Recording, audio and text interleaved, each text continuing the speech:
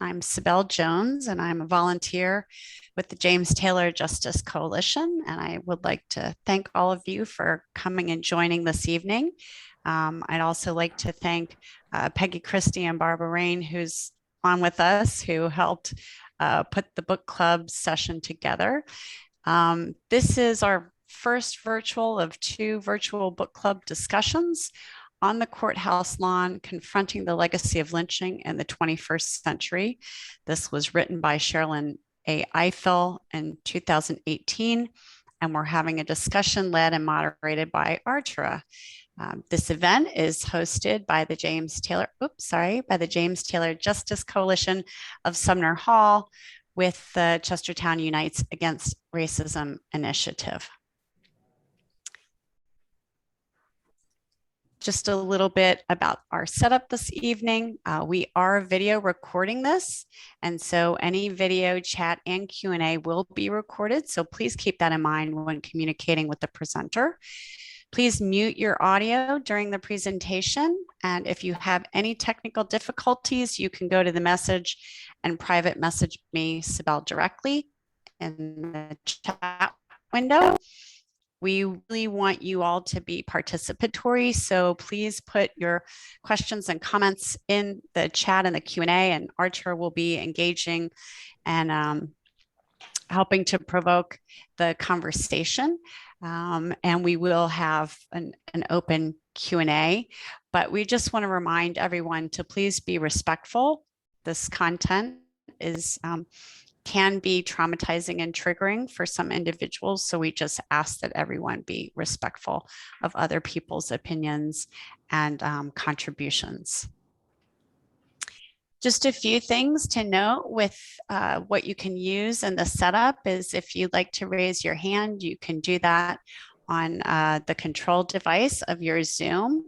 You can also use the chat feature, and you can also turn your video on or off. And I think Artura, when we get into the kind of live discussion, if you feel comfortable, we probably prefer to have your video on after Artura makes her kind of initial presentation, because it makes it a little bit easier for the host. It's hard when you're kind of looking at yourself and you're not able to engage with the audience. So we appreciate if you're going to participate that you turn your video on.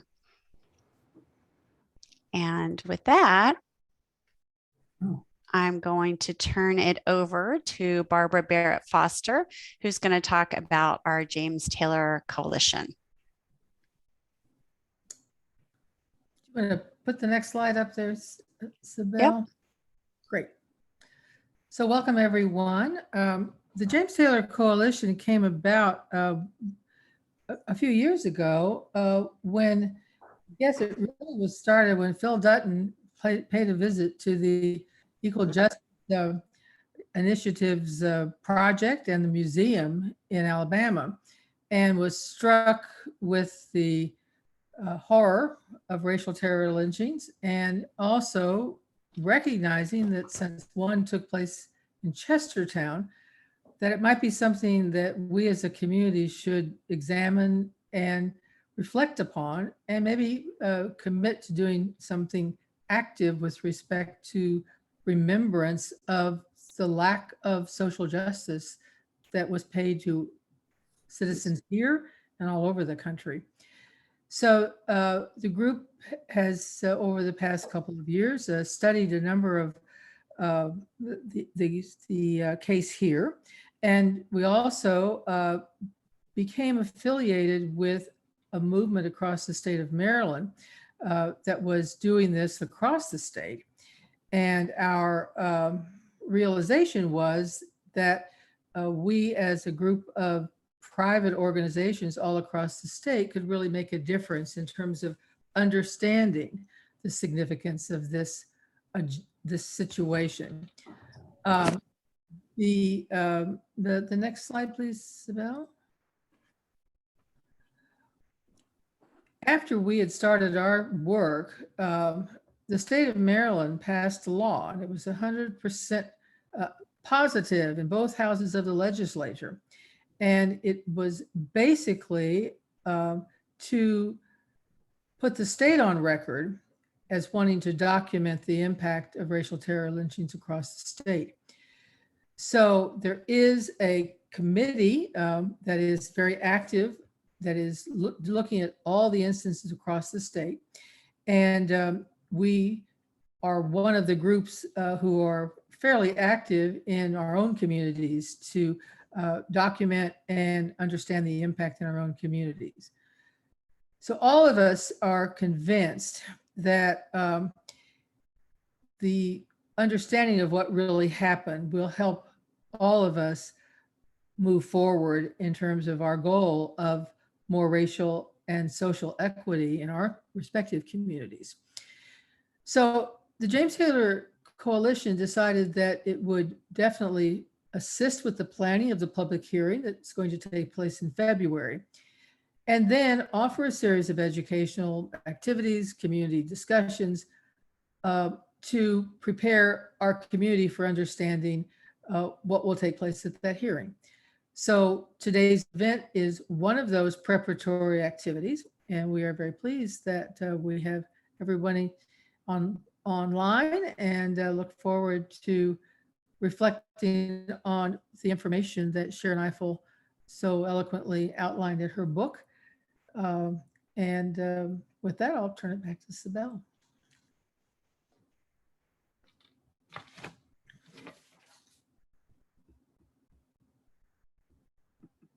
You're muted. Thank you. Now I'd like to introduce our moderator, Artura E. Jackson. Artura is a public historian who specializes in African American history. She is a historian at the Maryland National Capital Park and Planning Commission Black History Program, which provides year-round programming related to African American history and hosts the annual Prince George's County, Maryland Juneteenth celebration and Black History Month exhibit. And so now I'd like to welcome Artura, and I'm going to take a moment, Artura, and switch over to your PowerPoint presentation. Thank you, Sibel, for that awesome introduction. While she's doing that, I am all about transparency. And so tonight you're going to get a little bit of a frazzled Artura. Unfortunately, 8 members of my family have been diagnosed with COVID over the last 3 weeks. And 2 of my family members have succumbed to the illness. My uncle earlier, just this evening, about 20 minutes before 4 o'clock, he succumbed to COVID. So I implore everyone to get vaccinated, to do your part, to wear your mask, to help mitigate the spread of this awful, awful, awful disease. It has changed the shape of my family. It has changed my family's life. And I'm not sure how my family will fare during this. Most of my family is recovering, but the 2 of my uncles who passed away, they should not have died. And so if you can wear your mask, if you can get the vaccine, if you can do anything to help prevent the spread of COVID-19, please do so, because it's real, it's not over with, and we are far from done beating this battle. So I am, like I said, a little frazzled. So I'm going to lean on you all for a lot of support this evening, but I promise you that we're going to have an awesome discussion. My uncles were very proud of the historian that I am, and they would want me to carry on. So I'm going to do so in their honor this evening. Oh, we really appreciate it, Artura. I know it's a very challenging time for you, so we just are sending our best, all of our thoughts for you and your family. And I am going to now put a spotlight on you. And can you see my screen? I can see your screen. Okay, wonderful. I'm going to turn it over to you, Artura, then. All right, awesome. So as Sibel said, I am a historian. I work for the Maryland National Capital Park and Planning Commission, which is a huge mouthful of words, right? But part of my job is to help protect the natural and historical resources of the 2 counties that surround the nation's capital. Our organization, that's kind of our mission. And so we are parks, we are recreation, we are planning, we are museums, we are a lot of things. But I am also a very, very, very, very, very proud graduate of Salisbury University, where I hold 2 degrees from that school, a bachelor's in history and a master's in history. And I spent 5.5 wonderful years living in Salisbury, Maryland, pursuing my degrees. And so the Eastern Shore holds a very special place in my heart. I've learned a lot about being a historian, about being a person, and about the state of Maryland from my time at Salisbury. And so I'm going to use some of those techniques to guide us through this process. So just to give you a little background on who I am, Sibel, you can go to the next slide. All right, so I'm going to give you guys an overview. This is part 1 of this series, and I'm kind of going to go over what we're going to do. So first, we're going to talk about brave spaces, which I'll do in a few seconds. Part 1 of the book, which is chapters 1 through 5, themes, and then some discussion points. Like I said, I want you all to interact with me and engage with me, so I won't be doing this alone. All right, next slide. All right, so I will read this aloud. This evening, we are going to engage in a brave space. And so what a brave space is, it's not a safe space, it's a little different, but it's a space where we can have really, really awesome conversations, be open and understanding. So I'll read the invitation to brave spaces. Together, we will create brave spaces because there is no such thing as a safe space. We exist in the real world. We all carry scars, and we have all caused wounds. In this space, we seek to turn down the volume of the outside world. We amplify voices that fight to be heard elsewhere. We call each other to more truth and love. We have the right to start somewhere and continue to grow. We have the responsibility to examine what we think we know. We will not be perfect. This space will not be perfect. It will not always be what we wish it to be, but it will be our brave space together. And we will work on it side by side. And that's a poem by Mickey Scott Bay Jones. So that is the, I kind of like, I guess, my preface for the evening. I hope that you all are willing and excited to engage with me in this brave space. There's no wrong answers. There are no right answers. We're here for a discussion. I want you to be brave and courageous in the questions that you ask. There's no question that you can ask me that will surprise me or shock me. And I want to answer all the questions that you might have. So we're going to have a brave space this evening. All right, next slide. All right, so I want to start off with chapter 1, and I'm going to engage you guys right away because, like I said, I need your help. My brain is quite foggy, but we're going to pull through it. And so Sherrilyn Ifill wrote this book. It's been a series of books. I believe she began her research in the early 1990s when she came to my former hometown of Wacomico County when I lived in Salisbury. And she was working with the African-American community, which is kind of right outside of downtown, the Newtown area. If you've ever been to Salisbury, you know where Newtown is, which is a predominantly African-American community. But in that process, she came as a civil rights attorney to kind of help them, deal with their own issues they were having in terms of a highway being placed through the middle of the community. And what she realized is that Salisbury, like many other places in the South, was drastically impacted by lynching, and that it really had not been documented, and that there was a lot of history and a lot of stories there, but nothing really to do. And so some people may be critical of her work, which is okay, because criticism is good, right? But also, I want us to think about this as one of the first of many things to document the experience of racial terrorism in Maryland, in America, and across this country, right? So it's not a perfect book, but it is a book to get us started. And so that is kind of where I want you guys to think about that first chapter, that when you're reading it. But I'll preface this because I want, like I said, conversation. Do you all have any questions for me? I know you've been reading the book. I know you've been going through it. Is there anything that you would like to add? Because right now, I really want to have an open and honest discussion about what you've seen, things that you're concerned about, things that you have questions about, because it's a discussion. I won't be reading to you like a professor. I'll be talking with you. So does anyone have questions? And there's no wrong question. So you could ask me like, what was my favorite part? What section did I highlight? I have my book from college, so I still have my tabs, which is super helpful. But I'm open to hear what you all are thinking about the book, just chapter 1 to start with. And if you haven't read the chapters, it's okay too, because that's cool. You have time to read it in the next coming weeks. Does anyone have a question or ideas?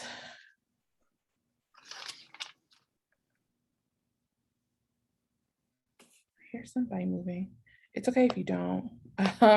So one of the things that, okay. I guess I have more of a comment, Okay. and I haven't finished the book because I only got it a few days ago. But I'm also reading Cast with a friend, and we're discussing it. And I've also read a couple of books lately with my book club on Indigenous people and how they were treated. And it certainly opened my eyes to many. My friend and I were saying how naive we've been about so much. And it's not in the history books, it's just not there. And I also found it a little bit poignant in the first chapter, or description about the statue for Frederick Douglass and the Talbot boys. Yeah. Statue on the courthouse lawn, which hopefully finally they've agreed to remove. Yeah, I think that's what's highlighted in my book. That's the first thing that I talk about too, is how Frederick Douglass, by all accounts, is probably one of the most famous Marylanders, right? Like when you think of Maryland, you probably think of Frederick Douglass. I don't know of anyone else. Michael Phelps, he's kind of famous, but I wouldn't even say he's as famous as Frederick Douglass. And in no way are they could be compared. So I'll say that. But he is the representation of Maryland. When people think of Maryland, they think of him. And so to see this conversation that's starting like, well, we don't want to put up a statue of him in this place, or to have this space where he can be acknowledged, kind of alerts me to a big problem. Like if you think about it, like it would be, for most people, it would be like a no-brainer, like, oh, he's our local hero, he's our national hero, he's, our icon.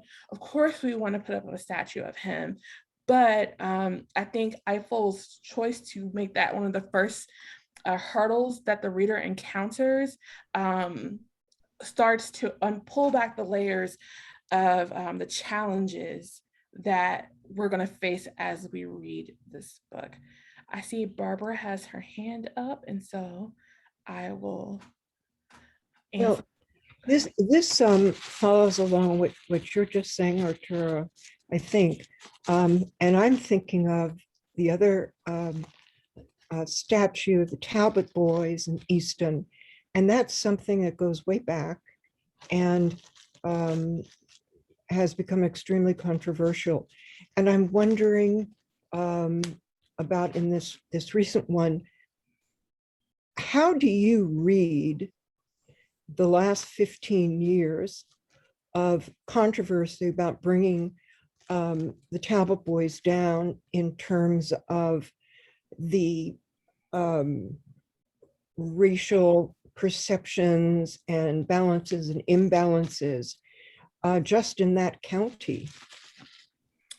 I think it's somewhat highlighting the identity crisis that Talbot County was having, right? One thing I'll say about Marylanders is that we're very proud people, right? Like we love our state, our flag is on our cars, you can't go anywhere without seeing a Maryland flag. And to outsiders, it might seem a bit strange. Like these people are very fascinated with their state. They're very fascinated with, this pride. And I think that the issue that arises with the Talbot Boys statue talks about that pride, right? Because it seems like it would be, like I said, a no-brainer. Like we would put up a Frederick Douglass statue, we would name things after him, we would do more than just, it wouldn't be a controversial issue, but I think that people don't identify with him, right? Because he became a more national figure. And also, I think if you think about Maryland, especially the Eastern Shore, it has a homogeneous kind of vibe. There are families who are generations, and generations and generations and generations that live in the same communities, that live in the same towns. And so there is this connection to the past that you want to say, I'm proud to be this person. I'm proud to be from here. And this is the history and the story that I have. And I think that is why people were so adamant about the Talbot Boys statue. It's like, we have to keep this thing up because it represents who we are. And to acquiesce to a person who identified people, who identified places, who identified families, even though it's almost 200 years, 150 years removed, who talked about the atrocities of slavery in Maryland, I feel that it was a person, they saw his response as almost a personal attack on their integrity. And what the Talbot Boys represented was victor and valor, and it was bravery, and it was being courageous and standing up for this cause, even though they would go on to lose.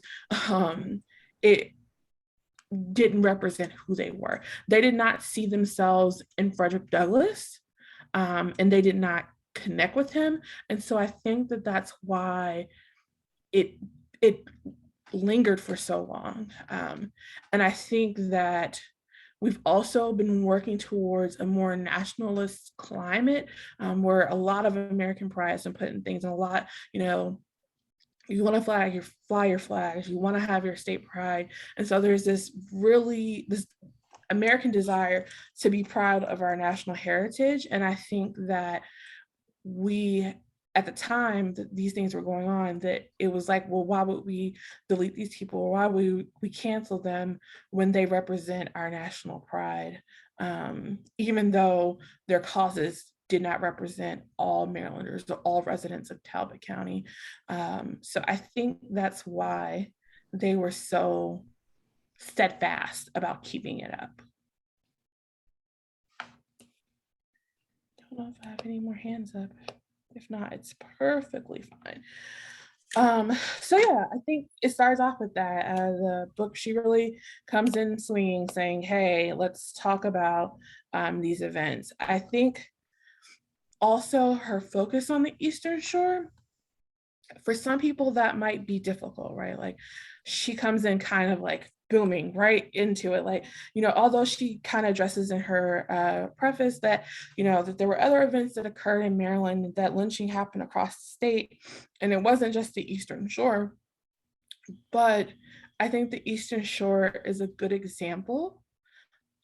She could use it as an example. She could pull from it and gather information that she needed to really convey the message to the community and to the reader about things that happen in Maryland. And Maryland has a complicated history. We fought on the side of the Union, but we had Confederate tendencies. And so that complex history, although we're removed from it, still kind of lingers today. When people think of Maryland, they don't think the South, right? They think northern, progressive, blue state. They don't see the nuances of our state. And I think that's why people struggle with the two identities, right? Because we have a very blue, progressive, fun place to live, safe place, culturally accepting. And then on the other side of it, we have people who are from here and who've lived here for a long time and whose history is deeper than the last 10, 15 years. And so you're kind of dealing with two narratives, and somewhere in the middle, things get lost.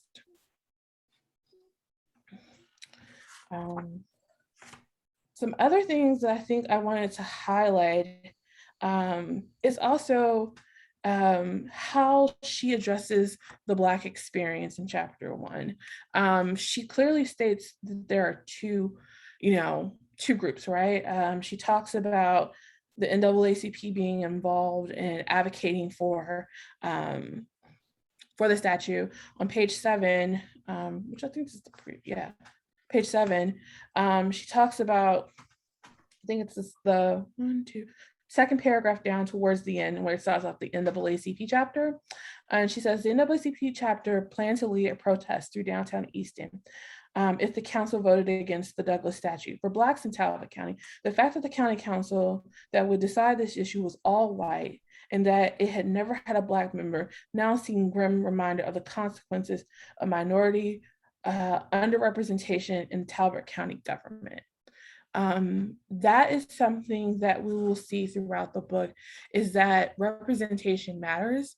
Having a seat at the table matters. And there are consequences for not having a seat at the table and not being a part of this fold. Does anyone have questions about that or anything else in chapter 1? And also, I think the historic nature of the courthouse, right? I mean, the book kind of symbolizes what it's going to be on the courthouse lawn. But when we think of the courthouse, honestly, I'll ask you that question. When you all think of the courthouse, what do you think? If you could, you can unmute yourselves or you can put it in the chat. But when you think of the courthouse, what comes to mind? Peggy has her hand up.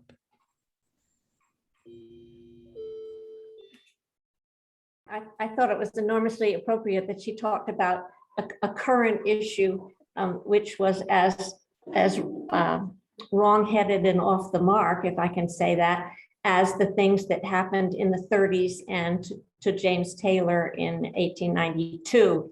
And it made me think about the role of the law, the role of the legal system, and how it constantly has upheld white supremacy. Yeah, I think, it's ironic because, and I think Nancy indicated, earlier, you kind of think of, like, I would think, well, it's a place of justice, right? And then the irony is that actually for so many individuals in our country, it actually is the opposite, particularly with this history of lynching. So I think, so much of this that's coming out now just makes you see the world in completely different eyes, or at least our country in completely different eyes. Yeah, and asking that question, it's sort of, well, is it what I thought or what I think now? Because I mean, yeah, it's like peeling things away. Yeah, in the past, I mean, the courts, that was our system, and it was a fair system and a good system, and bit by bit, it's gotten better as women have been allowed, and it just the book just really reveals this, systemic at every level, every group, working to suppress the rights of African Americans. I can't remember what was the word that that Nancy used at the beginning. Was it, we've been clueless, that we've been blind? I can't remember what, it was a very good word that she used at the beginning.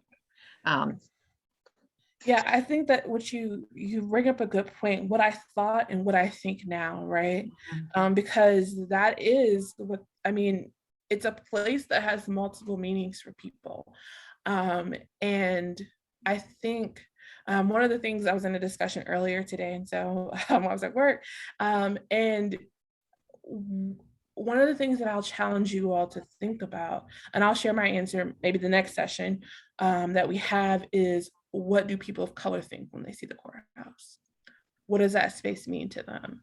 And when these people in Talbot County are fighting to get the statue of Frederick Douglass placed there, in a place that really they don't receive justice or equity, what it meant to have something there that represents you, and this pushback, what did it mean? Because it speaks to two different points. It speaks to one, that it's the space where Black history or Black people in their past was not welcomed unless they were being persecuted or victimized. And then it also speaks to the lack of representation, that although they are and have been a present member of the community since the county's inception, that even prior to 15 years ago, that their identity didn't deserve to be in that place, unless it was for other reasons. So I challenge you all to think about that. And like I said, I'll share next time what I think about when I see courthouses, and what it means to me as a woman of color. Caroline, I see you have your hand up. Yeah, I just wanted to refer back to what Nancy said. I think the word she used was naive. And that is a direct result, as I'm sure everybody knows, that this stuff was not in our history books. And I recently looked into the Maryland State Department of Education curriculum, and the history curriculum specifically. And once you get to the middle school and high school level, there are all kinds of topics in there, but they are at the discernment of the school district, so that those do not have to be taught. The school district can choose what they want to teach. And I think the lack of information about all of this that is coming out and becoming shocking to a lot of us is a result of that deliberate choice not to include that information. Absolutely. It is a choice. And with the school system across the state that is focused heavy on testing, I don't know that history is not a priority. We struggle with it at work, trying to get schools to come on field trips. We pay for field trips, we'll buy the bus, we'll buy the school lunch, we'll even pay the teachers to come, and we still can't get them to come to our museums. And so that right there lets us know that there is not a push and not a desire for history in the classrooms, but it's because they're teaching towards a goal. And if your paycheck and your livelihood depends on the success of a student on a test, taking a field trip to a museum that's not going to be on the test isn't advantageous to you, but isn't advantageous to the teacher, but it's harmful to the student.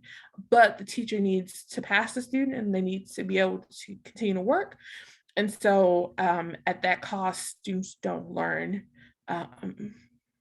history in the way that we would hope. And so I have some questions, but I'm going to hold off on the Caroline, but I'm going to write your name down because you made me think of something really interesting.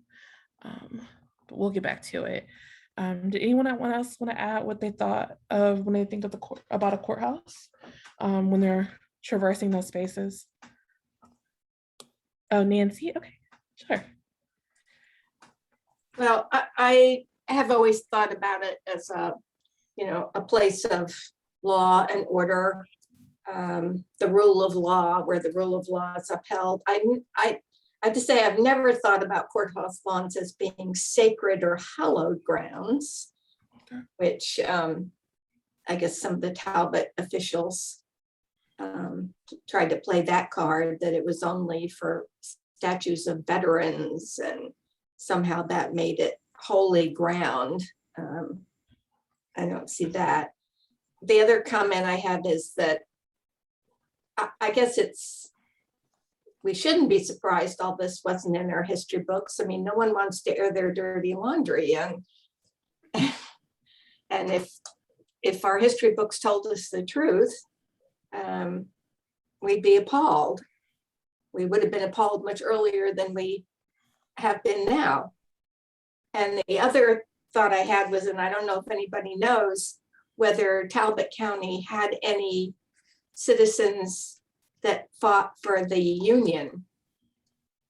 Because I think here in Chestertown, we have a memorial to Kent County men at the time who died in the Civil War, but we have both Confederate and Union listed on different sides of the monument.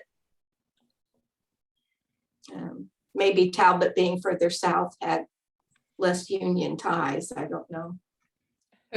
I think the Eastern Shore, I don't, like I said, my experiences with the lower shore counties, which are very different. The Eastern Shore is a unicorn.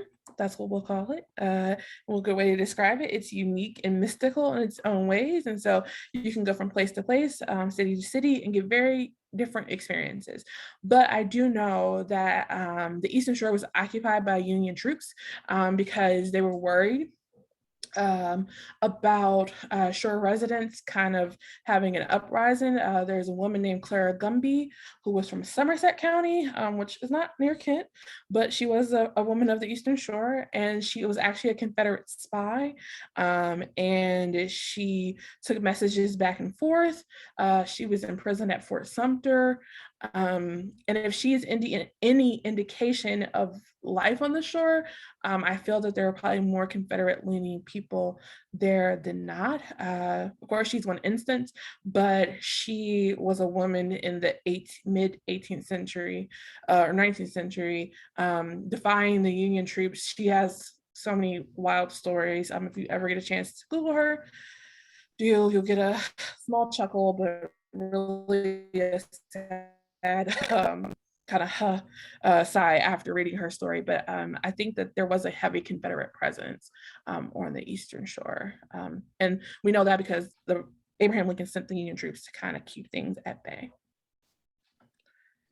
All right, Isabel, we can go to the next slide. And if you guys have any questions as we're discussing this, you are more than welcome. I'm going to put my email in the chat. I had planned to have like some interactive things this evening, but I'll have them the next time we gather, where you can like ask me questions or put words up that you think are thinking about. I really wanted to do that with you tonight, but we weren't able to just because I was crazy in my life. But I'll give you my email address, and I'll even give you my work cell phone number if you want to text me or email me questions that you have after this. So if you're reading it, a little bit behind or whatever the case may be, you'll still be able to reach out to me over the next week or so. All right, so the second chapter talks about mob rule on the shore, 1931 to 1933. I would say that those 2 years are very, very poignant in the history of the Black experience in Maryland and the history of Maryland. Because, and I say that not to say that mob violence and terrorism reigned about, but it really showed the world and the nation what Maryland was and what the issues in Maryland were. So I will open it up. Unfortunately, my neighbors are being really loud. I will open it up for any discussion. If you guys have questions or thoughts before I kind of jump into it, because this is probably like my favorite section in the book. But if you all have any questions or ideas. Artur, I think Jenny was trying to speak. She couldn't figure out how to raise her hand. Jenny, did you want to? You're still muted. You don't want to talk? Okay. I can't hear you.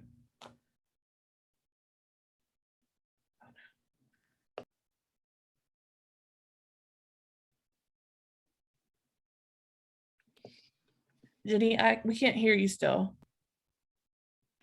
Thanks. Sorry, I always forget to unmute. It's okay.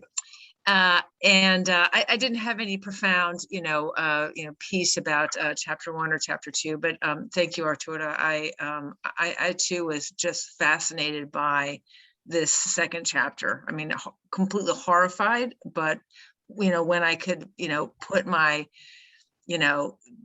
dismay, disgust, honestly, shame that this could happen at the hands of, just regular people aside.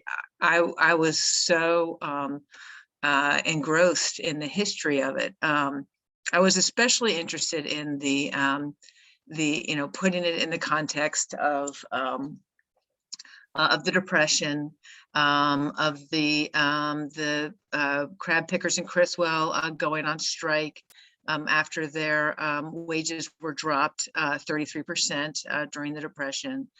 The isolation that existed on the shore, the circle the wagons. I actually had, the way she presented it, it was hard to kind of figure out and then what happened, and then what happened. I'm a very, I like to understand kind of things in sequence.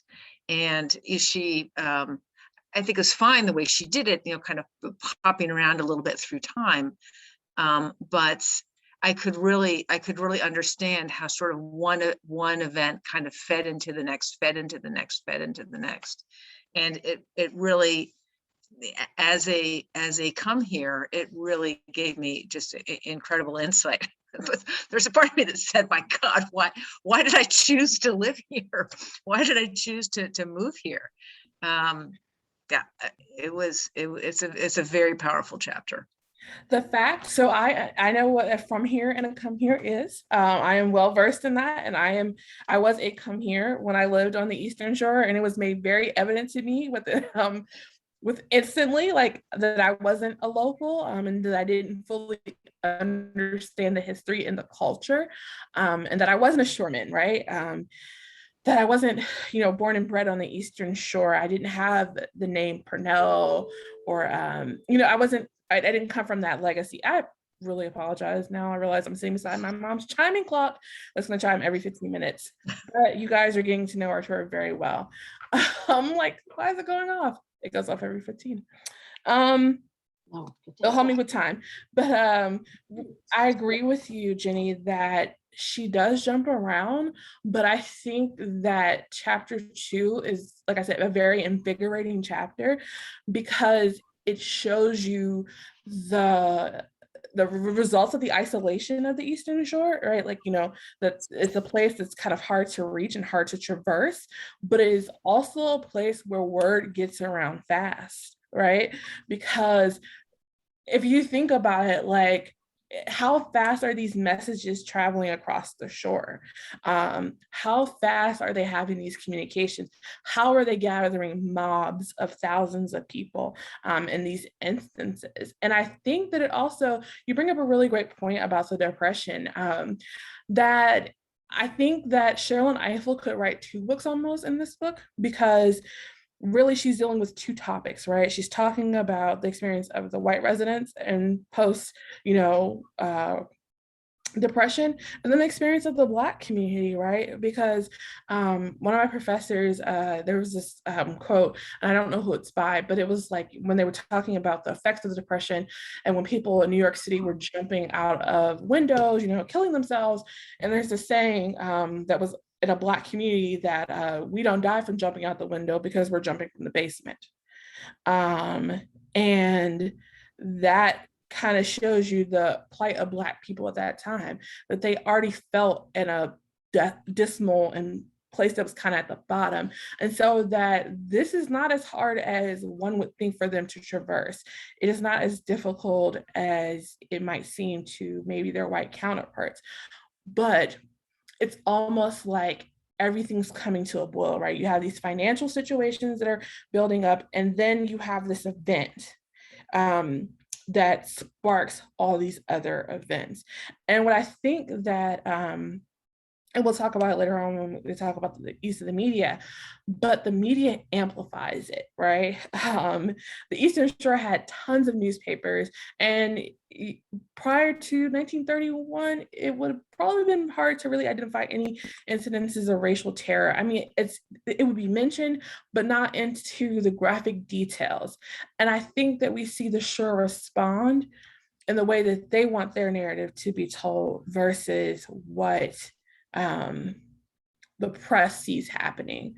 As you all know, if you've read chapter 2, that Yoli is a big figure. He is the linchpin to this event, these events that happen.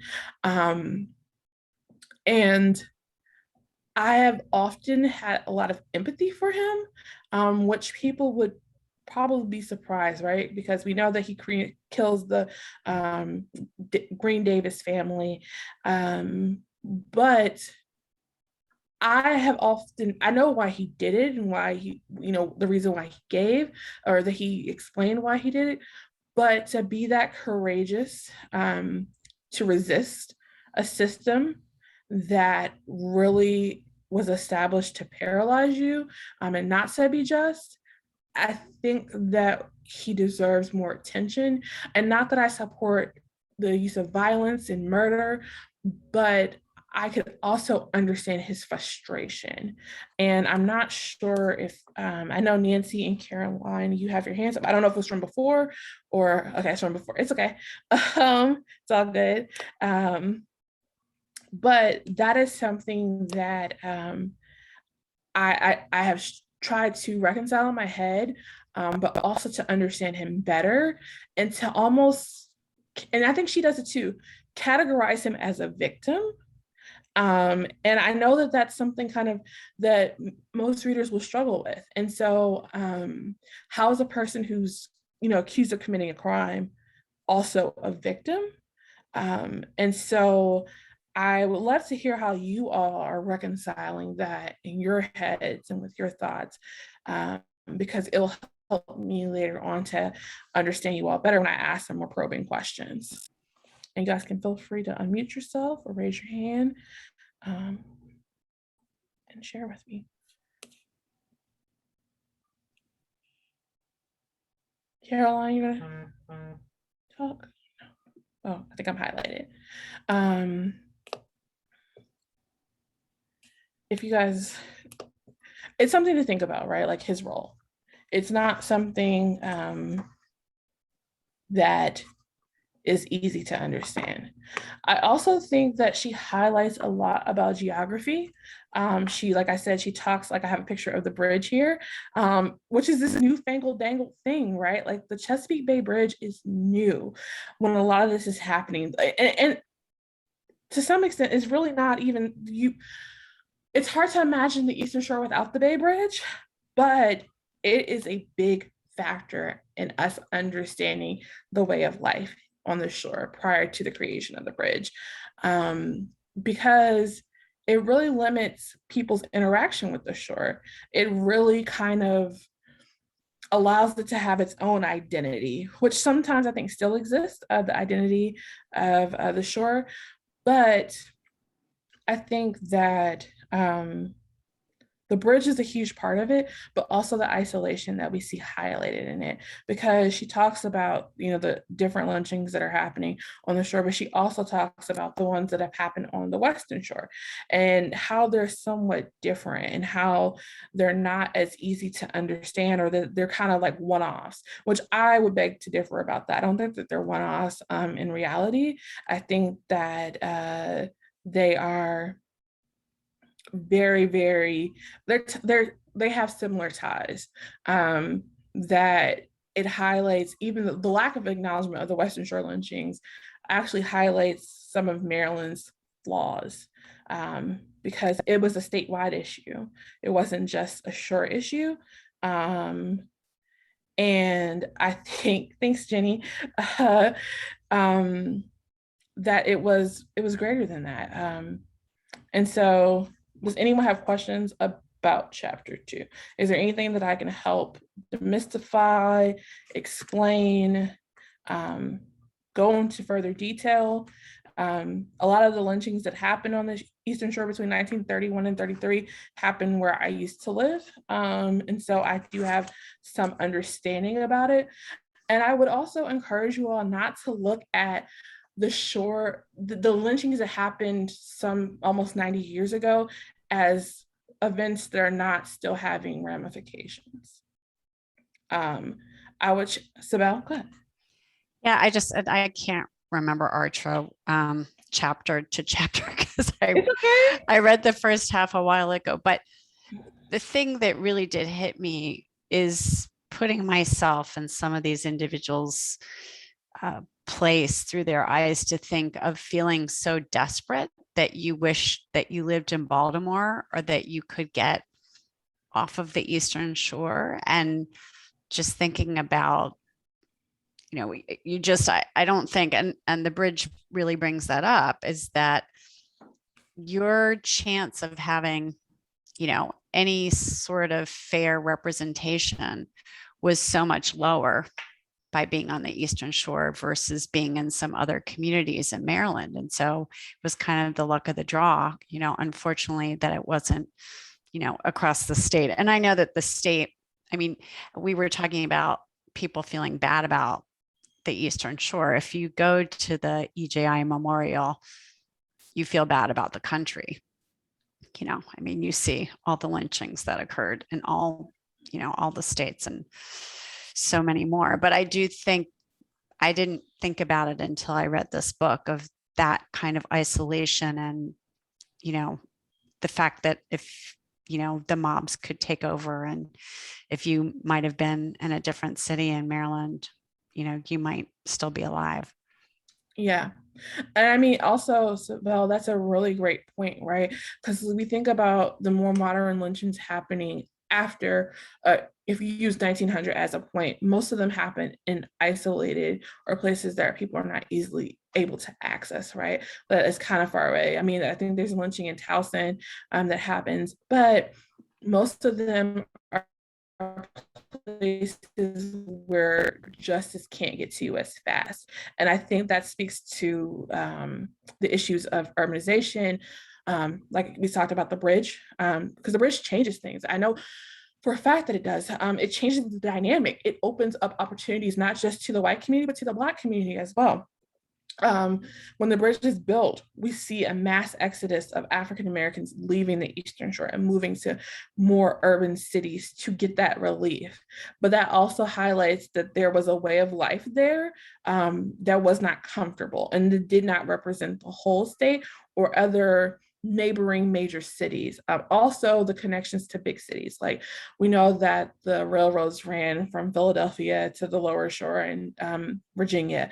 We know that there's this, people are leaving but they come back. But when the bridge is built, it gives you the ability to leave and come back and visit, and you don't have to stay.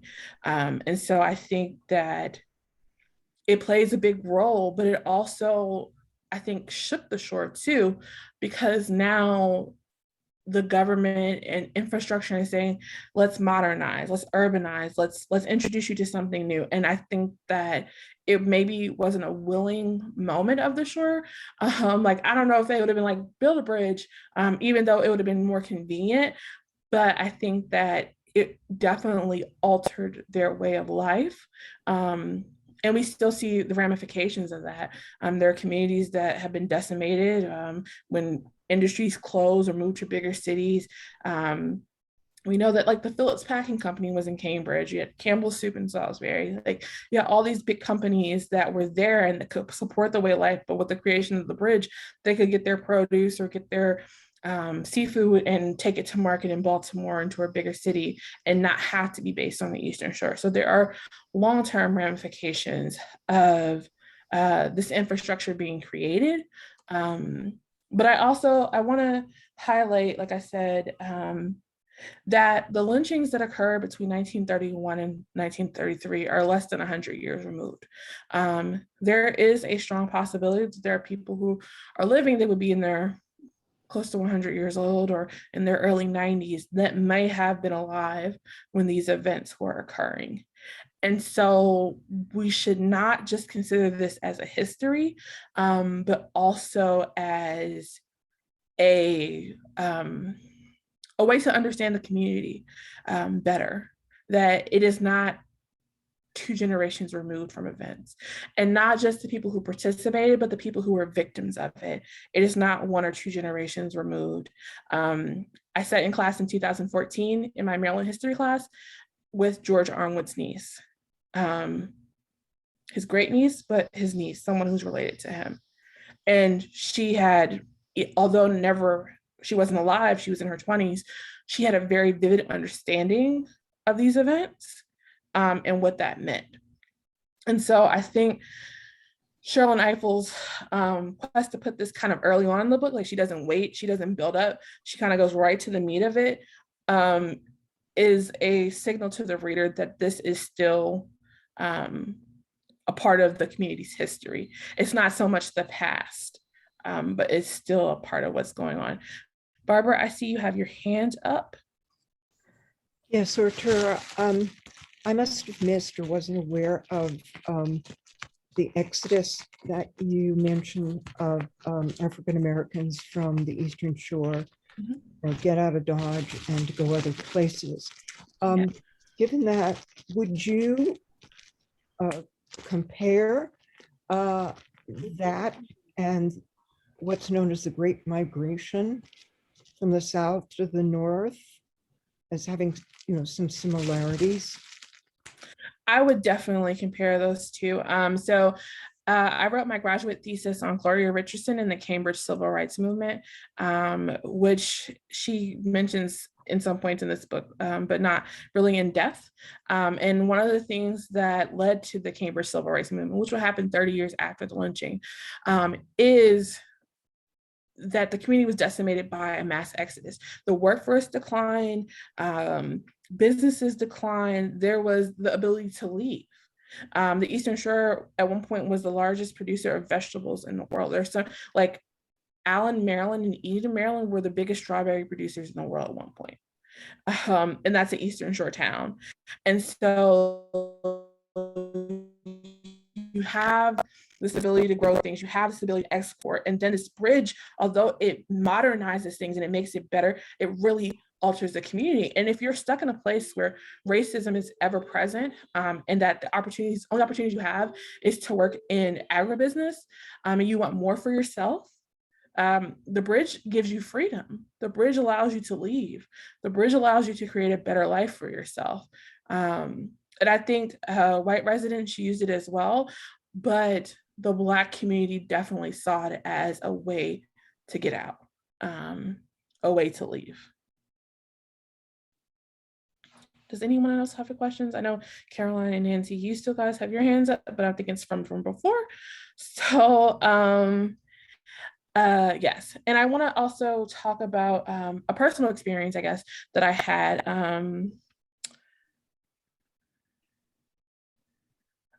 She did, Jenny, so I see your question. She says, Artura, I would be curious. Let me pull up my chat. If it wants to come up. I would be curious if George Armwood's niece shared any reflections on her great uncle's murder. She talked about how horrible it was. She talked about, that her grandmother had a brief memory of him. She didn't really know him well, but she spoke of it with reverence to the event and I think a passed down grief that she experienced. And I can't imagine what that feels like, to sit in class and to learn about your uncle's death and his demise as a textbook. And it's your life. It's something that you have to live with. And of course, she's a local. So people, because the Eastern Shore is small and it's small communities, outside of that classroom, people probably know that she is related to him. And there are people who are probably related to the people who engaged in the lynching, who are in her environment. And I had actually had a conversation with the professor who taught that course, who was a native shoreman. And he said he, for sure, looking back on it, probably knew multiple people in that mob. So he's teaching her about this event that's happening in history, and she's the victim. And they both have, even though they were not alive in those two events or in that event, they both have this connection to the past, right? Because he says, oh, I think I know, I probably could have identified some of those lynchers. And this was because I was telling him about working on this project with you all and doing this book club, and I was reflecting on it, and he said, yeah, I think I could probably identify those people now, knowing the examples and things that are brought up in the discussion. And then he's teaching a student who is a victim, essentially, of this event. So that's why I really want to impress upon you that she purposely puts this chapter near the front so that we as the reader have an understanding that, yes, it is a past event, but it is a very real event. And that we are not out of the woods in terms of the ramifications of this event. And in 2016, I remember when we went, we walked to, we commemorated, I think, the 80th anniversary of the lynching in Salisbury. And people were not happy with the students at SU for doing that. It was not well received. And so that is also why I wanted to make sure that as we go through this book, we understand that she had a point then and she has a point now, that we are not too far removed from it. It made the news. People were honking their horns and they weren't honking for support. So, and I'm not from here. I wasn't from there. And so I was doing something because I understood the loss of life. I understood the horror that occurred, but I had no personal connection to it. I was doing what I thought was right. But for someone to feel that it wasn't right, even though it was 80 years later, is something that we all must be cognizant of as we do this type of work. That there are people who still feel connected to these events, no matter what side of the fence they fall on. Nancy, did you have your hand up?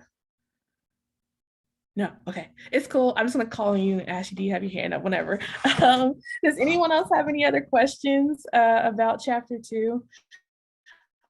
We can always come back to these things if you guys have questions later on, but I wanna make sure that I kind of get to the end because I have some really great questions.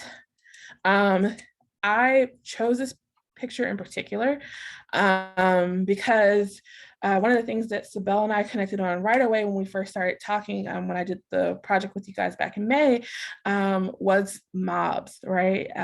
And so chapter 3 talks about the conspiracy to silence ordinary people and complicity in lynching. And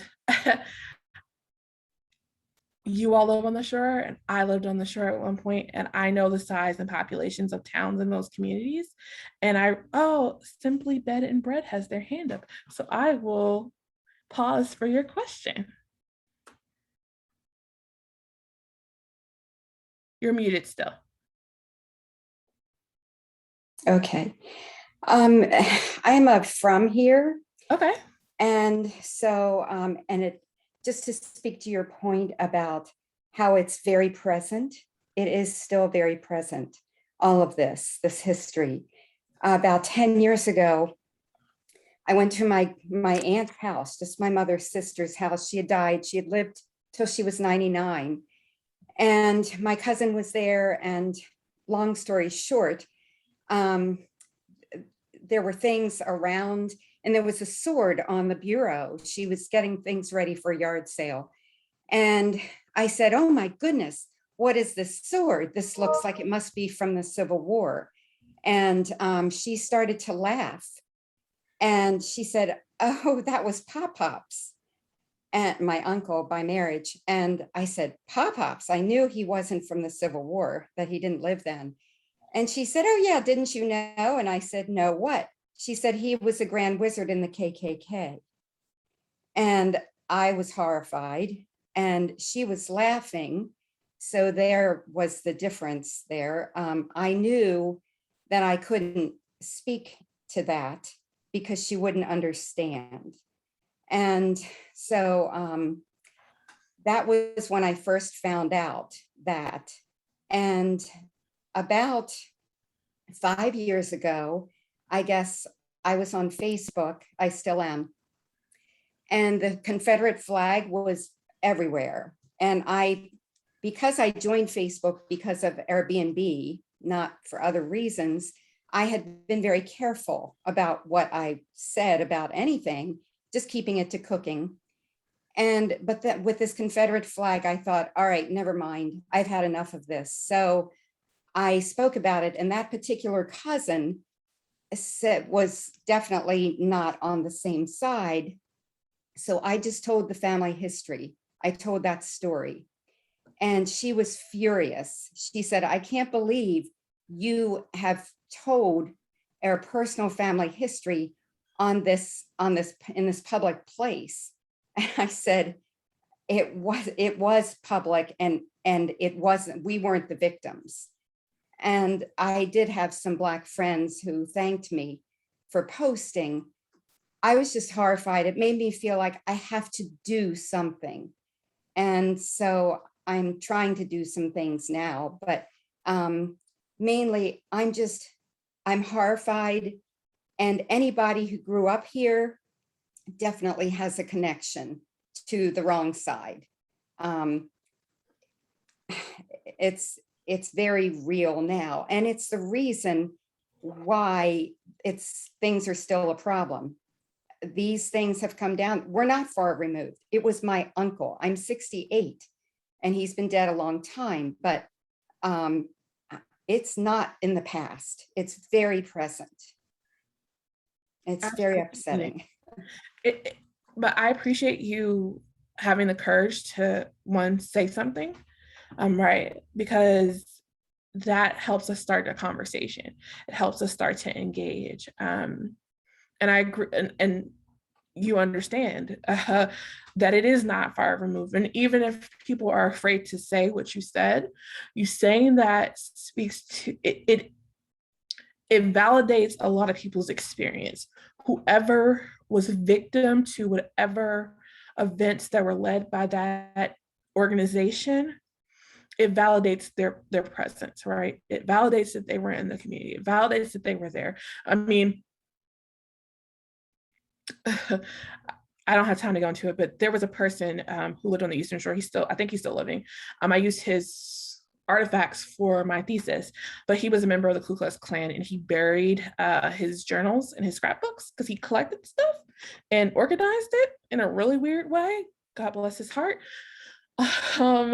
And he buried it, and someone found it and dropped it off at Salisbury University's research center and refused to identify themselves in the process of the donation.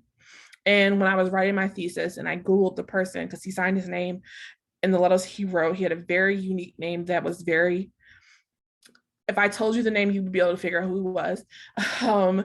And he was still living in 2016 when I was writing my thesis. So he didn't want anyone to know that he had done those things because he buried it, he hid it, right? But he still did those things, and he was still a member of the community, and he was still present. And I had to be very litigious about how I transcribed what he wrote, and making choices for my sake and for the sake of my school and my safety not to disclose his name, because I had no idea what he would do. But if you had the ability to be a member then, you definitely have the ability to do things now. So that is a very, very real situation. And I think it's a great segue into chapter 3. And I'll try to move, we might skip some chapters because I really have some questions I want to ask you guys and kind of get us to think a little bit more. But the conspiracy to silence, one of the beautiful things, which is not beautiful, but it's kind of ugly, but it's very, very telling, is the images that we see related to lynching. And so I chose this image in this slide for a reason. And it is not an Eastern Shore lynching, it's just one that probably occurred in the Midwest because they were very prominent at one point. But you see these people willingly take part. They are engaging with their eyes, with their body, with their presence. And they walk away and don't remember anything. And so one of the things that I think Charlotte Eiffel does is kind of start saying that there were people present, right? I talked about my professor who said he probably could have identified some people had he been alive. Would he probably not have identified them? Yes, because he wouldn't have been safe.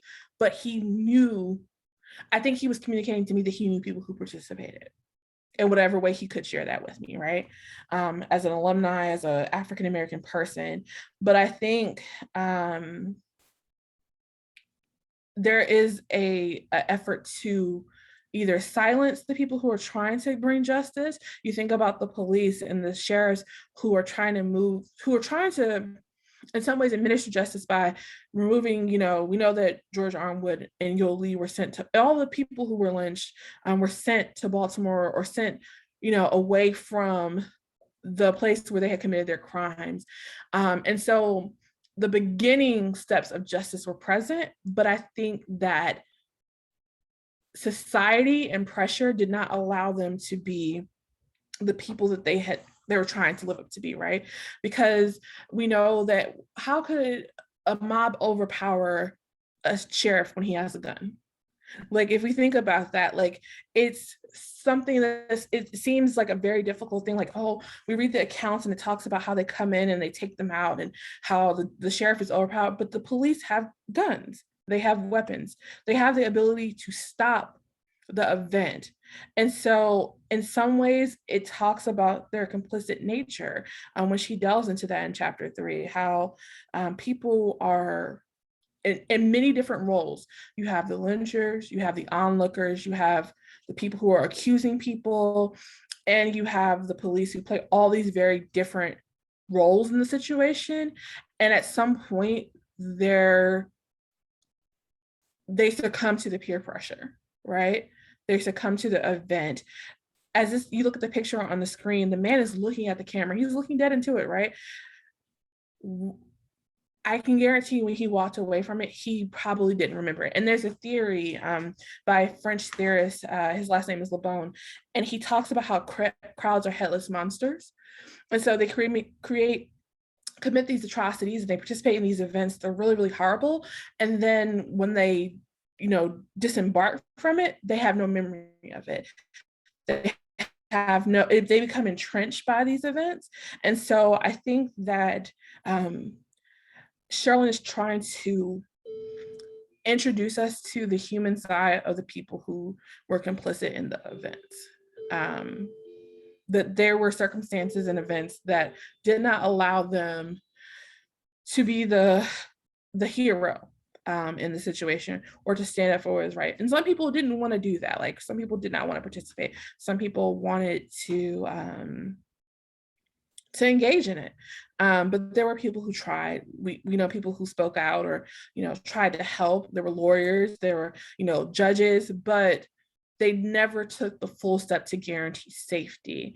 And one of the things, we talked about earlier about the legal system and what it means for them. I want you all to think about the boundaries of citizenship and the boundaries of justice. And do they have boundaries, right? Is there a boundary for citizenship, and is there a boundary for justice? Because as we continue to read, that is going to be something that she's going to call into question multiple times. And it's something that we all have to deal with, not just in this book, but in our present day environment. Do you all have any questions before I kind of go over this?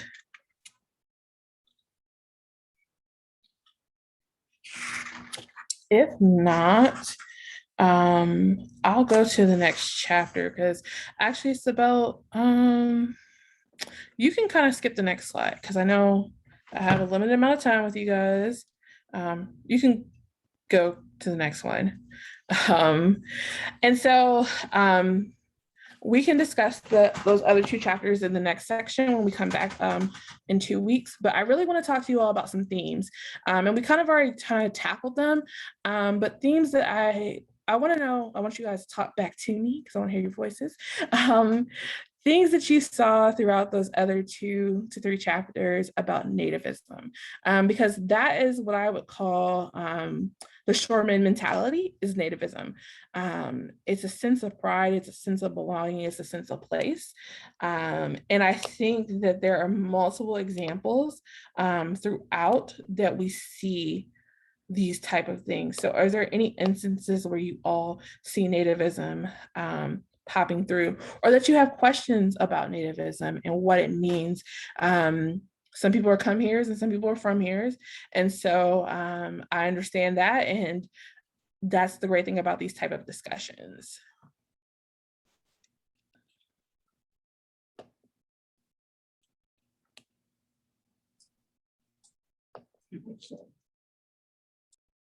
Well, I certainly had a strong sense of the nativism when she talks about kind of the anger that people felt when these accused men were removed from the shore.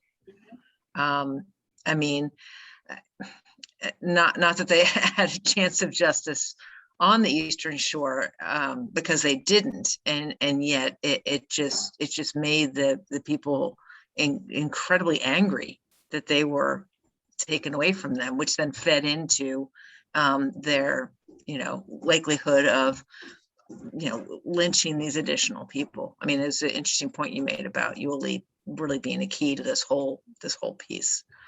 He is the center.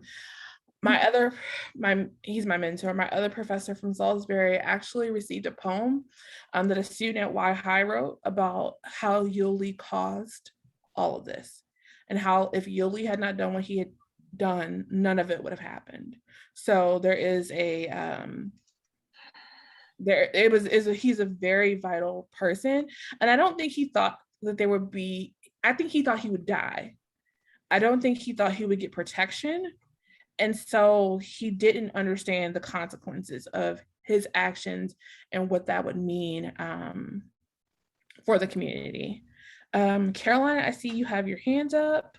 And Nancy, do you have also Peggy raised her hand too. Okay, awesome. I'm loving the hands up. So I'll go with Caroline first and then Peggy and Nancy, I think. All right, go ahead, Caroline.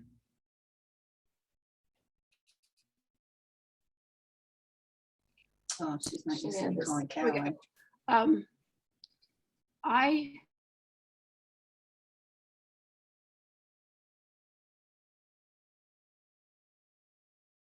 retired teacher, and I very much wanted to continue in that role here in Chestertown. And I have over the 20 years made various kinds of forays into the public school system.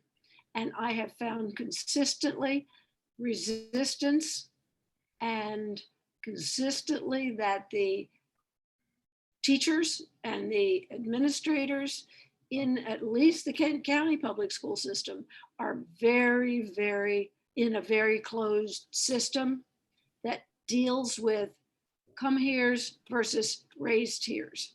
And I didn't believe it at first. I thought, how can that be? How can they not want people to come in and help them and volunteer? But I have seen that that is very much the kind of thing, the nativism that you're talking about. And I also think it's exacerbated by the fact that the world is more and more global, and that a lot of these people see their specialness eroding politically and economically. And I think they're very frightened. That's all. Very awesome points. I think you've said what I couldn't say, and what I was thinking in my head. You're right. There's two societies, and not that there is a class system, but there's just a sense of pride. I mean, you think about people from Smith Island who have a unique dialect because they have been secluded for so long. So there is this nativism that I think it exists in the white community. I can say I have never seen it in the Black community, but that's something for us to think about as we go on. Peggy, I know you had your hand up. Yes, well, one thing I wanted to add to this story about the schools here is a note of good news. One of the things that James Taylor Justice Coalition is doing is sponsoring an essay writing contest in the high school, and one of the teachers there has embraced this idea with both arms, because she has made it part of the curriculum, so that instead of being something extra that some kids might become involved in, it is part of their work this semester, and we were just very pleased at that kind of a welcome from the school. The second thing that I wanted to say was I was struck in the book, I don't really know if it was in this chapter, by the fact that this nativism was embraced on the Eastern Shore to the great detriment of whites who lived here as well as Blacks. And Sherilyn Eiffel gave statistics about how educationally how whites fared compared to whites on the Western Shore, as well as some other fields. And there was a great lag here on the Eastern Shore, which she attributed, I think, to their insistence on feeling that their way of life was special and that they weren't interested in any kind of advice that came from the other side of the bay about how you might lead your life, how you might run your schools, how you might run your communities.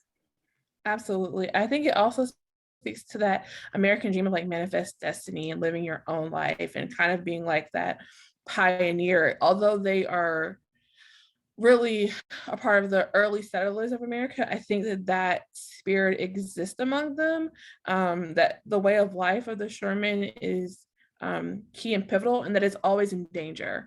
And this is 80 years ago, and there's still people who are native, so it's not that they've been erased or that they're an endangered population, but I think the idea that they may have to assimilate is frightening to the community.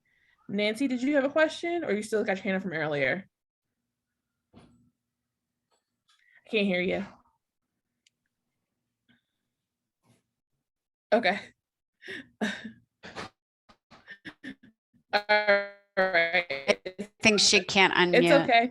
If you have any questions, you can definitely put them in the chat. Artur, I was right. going to say something also, which I've found is interesting because I'm an outsider. I've only been living part-time on the Eastern Shore for 5 years, but we live in Rock Hall, and there's a great difference between Rock Hall and Chestertown. And the animosity, Rock Hall, I was there this weekend and people are like, well, we don't, something was happening. And they said, well, we don't want to end up being like Chestertown. And so, but I live on the park, and every day that I'm there, I see kids, black and white, walking together, playing, dating. Now, I don't spend as much time in Chestertown, but I don't see that, when I'm in downtown Chestertown. So I think it's even these micro, communities, depending on if you feel like you're more part of maybe the Waterman community versus, Chestertown is perceived as the intellectual community, having the college there. I just think it's not universal even across, Kent County, let alone the Eastern Shore of Maryland. That's a very great point. That I think each county, each hamlet has a different lived experience and has a different moral or cultural rules that they follow.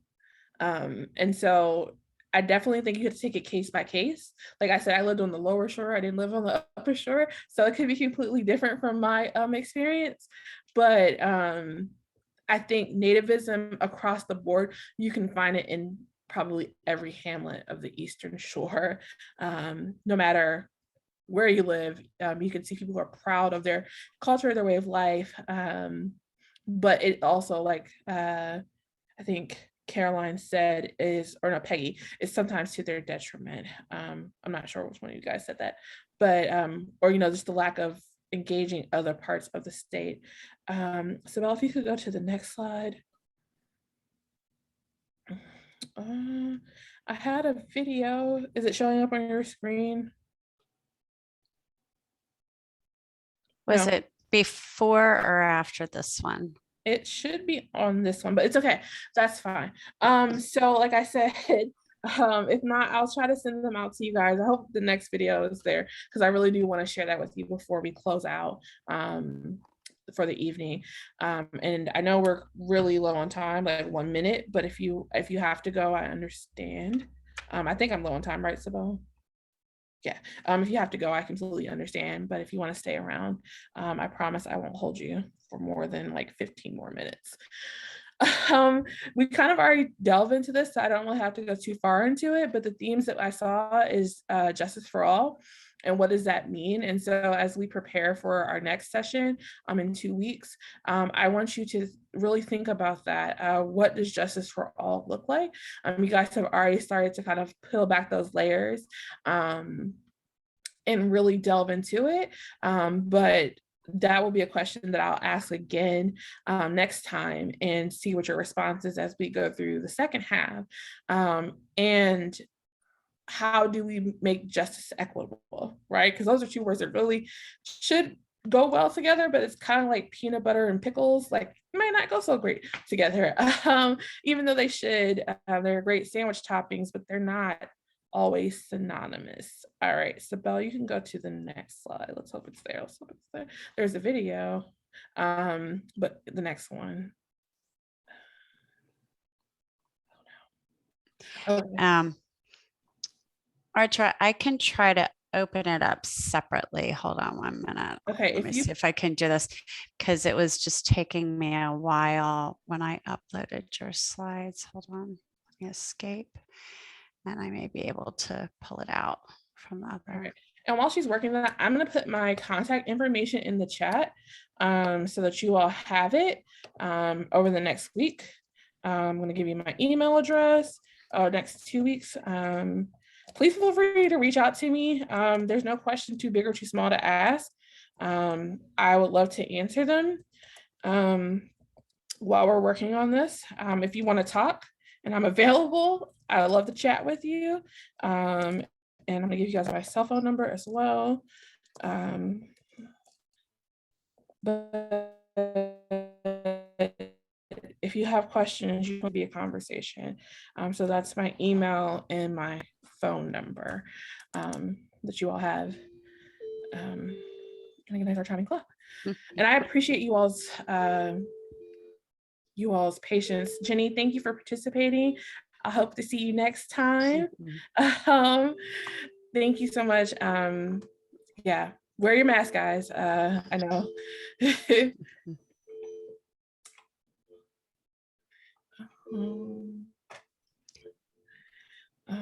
I don't know if Sabelle can pull up the video. It's sorry, can you hear me? I can hear you. Yeah, it's taking too long to upload. Maybe we could start with that next time, or we can share it. Yeah. If you go back to this, there's one more slide that I want to just talk about before I hop off.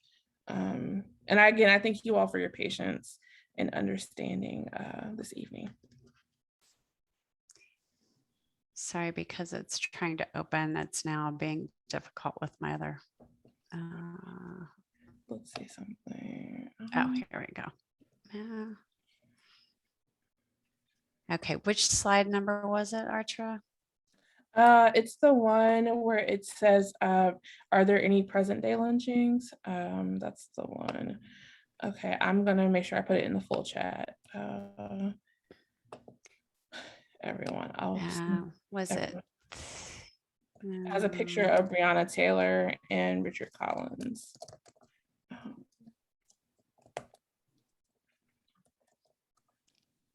Is it the, okay, it's not Are Lynchings a Thing of the Past? It might be that one. Yeah, okay. Let me try to share this. And I promise, guys, next time I will be way more attentive and better prepared. You're doing great, Artura. We're very, very. As I shared, I've got a lot going on. And okay, there we go.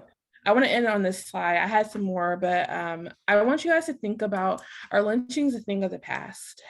Because one of the things that the Truth and Reconciliation Commission for the state of Maryland has set out to do is to acknowledge, the events that have happened and to kind of identify them and do work in those communities. But I think if we don't acknowledge the ramifications of lynchings, and identify them in their present day form, we may miss the opportunity to prevent them from happening.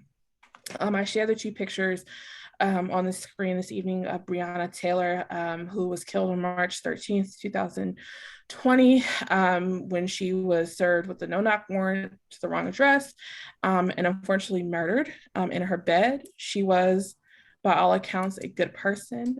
She was a paramedic. I appreciate the fact that there's an American flag behind both of their pictures because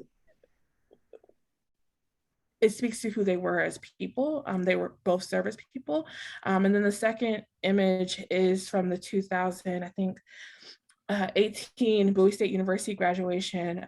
Richard Collins, Lieutenant Richard Collins was a student at Bowie State University here in the state of Maryland. And he was killed by a racist aggressor in College Park, Maryland, right here in my county, in Prince George's, and he lost his life. And this was a very powerful photo that was shared across the world of his empty seat at his graduation. As an African-American, education is at the top of our priority. It's always something that is imposed upon us and enforced. And he had worked so hard to get to this moment and to have this event happen in his life and to lose his life because of racial violence is something that we have to acknowledge and that we have to deal with. And so as you read over the next 2 weeks and you think about things, I want you to think, are lynchings the thing of the past? I would say no, and that's Artura speaking, but it is ever present, and it may not be a person hanging or a rope, but it may be in other forms. And so I challenge you, thanks, Marty, I agree too. You know, I challenge you all to think, are they a thing in the past? And we don't want this work to be for naught, right? We don't want this good work that you all are working on, that you all are doing to be for nothing, right? We don't want to, this is not history. We have the opportunity to really change the way that things happen. I'll share more slides with you all next time. I had something about historic trauma as well, which is something I really want to delve into with you all before we close out next time. But I really would challenge you all. I leave you with the question, are lynchings a thing of the past? I know I'm at 8:06. So if anyone has questions, feel free to ask. If you want to talk about this slide, I'm more than willing and available to talk about it. I know it's kind of rushed, but I implore you all to think about, could this book be written 100 years from now? Could On the Courthouse Lawn still be a thing in the state of Maryland? So if anyone has questions, feel free to unmute yourself, open the chat, or any of those things.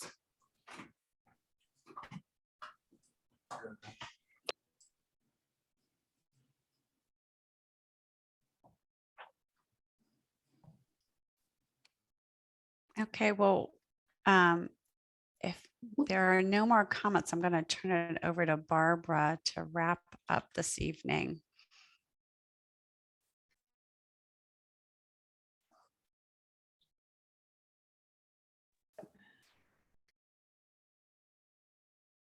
You're on mute. You see, I might be able to, I wonder if I can unmute you. Are we good? Yep, we can hear you now. Sorry about that. Thank you very much, Artura, for spending these hour and a half, almost 2 hours with us. I think I speak for everybody in expressing our appreciation for doing this at a time when, a lot of people would have said, there's too much crisis in my family, I need to cancel. And we are most appreciative of your willingness to be with us tonight. And I think I would speak for everybody to say that it's caused us, your ideas and thoughts have really added some additional context to this whole issue that's being addressed by Sharon Eiffel's book. So we look forward to welcoming you back in 2 weeks and hope everyone else will join us. And as hard as it is to read, I think most of us are going to go back and reread some of those chapters again with a little bit more insight. So we really appreciate your coming and see you in a couple of weeks. Thank you. Great. Thank you so much for all your patience. I look forward to talking to you guys in a couple of weeks. Yeah, and just to remind everyone, it's Thursday, October 14th. So if you didn't RSVP for the second one, you need to make sure to RSVP, and we will see you then. Good Thanks, night. Artura. Thank you. And if you guys, like I said, my email is there. Feel free to email me. Have a great night, everyone. Thank you. Artura. Even leave? I don't know.